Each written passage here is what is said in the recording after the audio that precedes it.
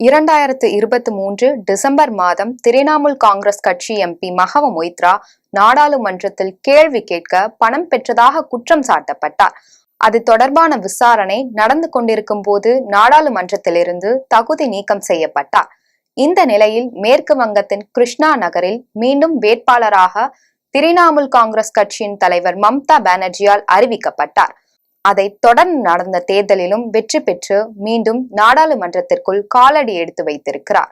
இந்த நிலையில் மஹவ மொய்த்ரா பேசுவதற்காக சபாநாயகர் பெயர் அறிவித்தவுடன் பிரதமர் மோடி அவையிலிருந்து வெளியேறினார். அப்போது பேசத் தொடங்கிய மஹவ மொய்த்ரா, பிரதமர் மோடி அவர்களே, இருந்து என் உரையை கேட்க வேண்டும் என கேட்டுக்கொள்கிறேன். நான் போட்டியிட்ட என் தொகுதிக்கு 2 முறை பிரச்சாரத்திற்காக வந்தீர்கள். ஆனால் மக்கள் என்னைதான் நாடாளுமன்றத்திற்கு தேர்ந்தெடுத்திருக்கிறார்கள். பிரதமர் என் உரையை கேட்காதது என் துரதிர்ஷ்டம் என உரையை தொடங்கினார்.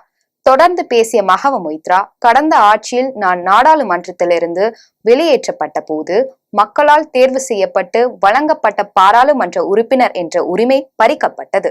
கர்ப்பப்பை நீக்க அறுவை சிகிச்சை செய்திருந்த நிலையிலும் எனக்காக ஒதுக்கப்பட்ட வீட்டை இழந்தேன். ஆனால் நான் பயத்திலிருந்து விடுதலை பெற்றேன். உங்களின் இது போன்ற அச்சமூட்டும் வேலைகளுக்கு பயப்படவில்லை.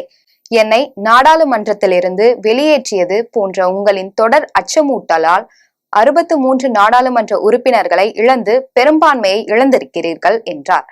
இந்த நாட்டின் லோக் தந்திரத்தால் பாஜகவினர் ராஜதந்திரம் குறைந்துவிட்டது என்றும், கட்சி நிலையான ஆட்சி அல்ல, பல கூட்டணி கட்சிகளை நம்பிதான் இருக்கிறது என்று விமர்சித்தார்.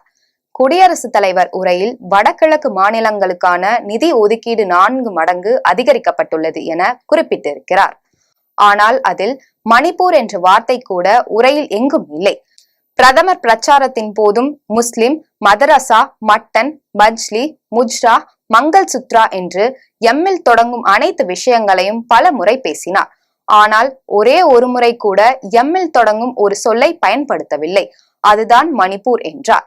நீங்கள் கிழக்கு மாநிலங்களை பார்க்க மட்டும் வேண்டாம், அந்த மாநிலங்களில் அமைதி திரும்ப செயல்படுங்கள், அதுதான் எங்களுக்கு தேவை என்றார்.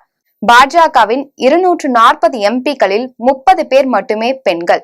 ஜம்மு காஷ்மீரில் 370வது பிரிவை ரத்து செய்தது சரியான முடிவென்றால் பாரமுல்லா, ஸ்ரீநகர், அனந்த்நாக், ராஜோரி போன்ற முக்கிய பகுதிகளில் ஏன் பாஜக வேட்பாளர்களை நிறுத்தவில்லை என்று பகிரங்கமாக கேள்வி எழுப்பினார்.